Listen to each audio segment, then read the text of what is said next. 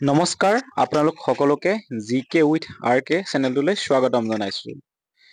যিহেতু ADRE grade 4ৰ exam সমাগত লগতে আসাম পুলিচৰ এক্সামো অতি সোনকালে হ'ব, গতিকে তাৰ প্ৰতি লক্ষ্য ৰাখি আজি এই ভিডিঅ'টোত আপোনালোকৰ বাবে কেইটামান গুৰুত্বপূৰ্ণ প্ৰশ্ন আনিছোঁ।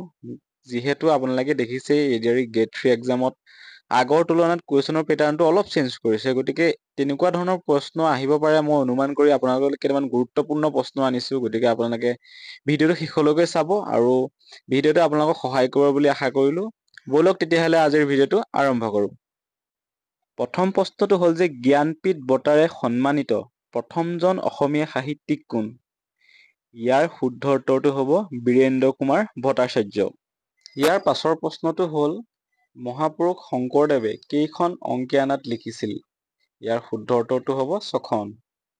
ইয়াৰ পাছৰটো হ'ল অসম সাহিত্য সভাৰ প্ৰথম অধিৱেশনখন কেতিয়া অনুষ্ঠিত হৈছিলে?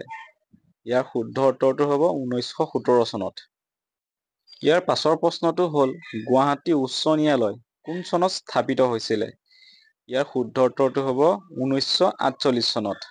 ইয়াৰ পাছৰ প্ৰশ্নটো হ'ল সত্ৰীয়া নৃত্যই কোন বৰ্ষত ৰাষ্ট্ৰীয় স্বীকৃতি লাভ কৰিছিল? ইয়াৰ শুদ্ধ উত্তৰটো হ'ব 2000 চনত। নেক্সট কুৱেশ্যনটো হ'ল অসমত দিয়াচলাইৰ কাৰখানা ক'ত অৱস্থিত? ইয়াৰ শুদ্ধ উত্তৰটো হ'ব ধুবুৰীত। নেক্সট কুৱেশ্যনটো হ'ল আহোম সাম্ৰাজ্যৰ ৰাজধানী চৰাইদেউ কোন চনত স্থাপিত হৈছিলে? ইয়াৰ শুদ্ধ উত্তৰটো হ'ব 1253ত। নেক্সট কুৱেশ্যনটো হ'ল অসমত সাৰ কাৰখানা ক'ত আছে? ইয়াৰ শুদ্ধ উত্তৰটো হ'ব নামৰূপত।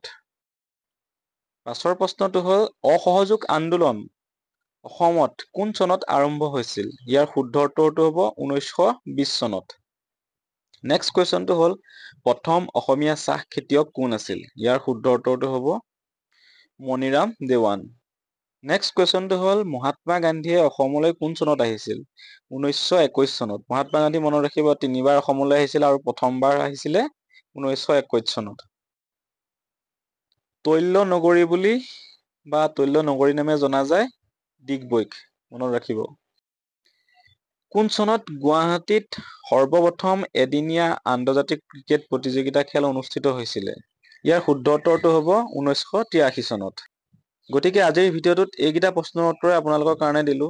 গতিকে ভিডিঅ'টো চাই আপুনি কেনেকুৱা পালে নিশ্চয় এটা কমেণ্ট কৰিব। আৰু নেক্সট ভিডিঅ'বিলাকত মই দেখিছে আছামিছ লিটাৰেচাৰৰ ওপৰত যথেষ্ট কুৱেশ্যন আহিছে, তাৰ ওপৰত মই আপোনালোকক দিম। স্পৰ্টছৰ ওপৰত কুৱেশ্যন আহিছে, তাৰ ওপৰত দিম। গতিকে তাৰ বাবে আপোনালোকে চেনেলটো ছাবস্ক্ৰাইব কৰি ৰাখিব। ধন্যবাদ।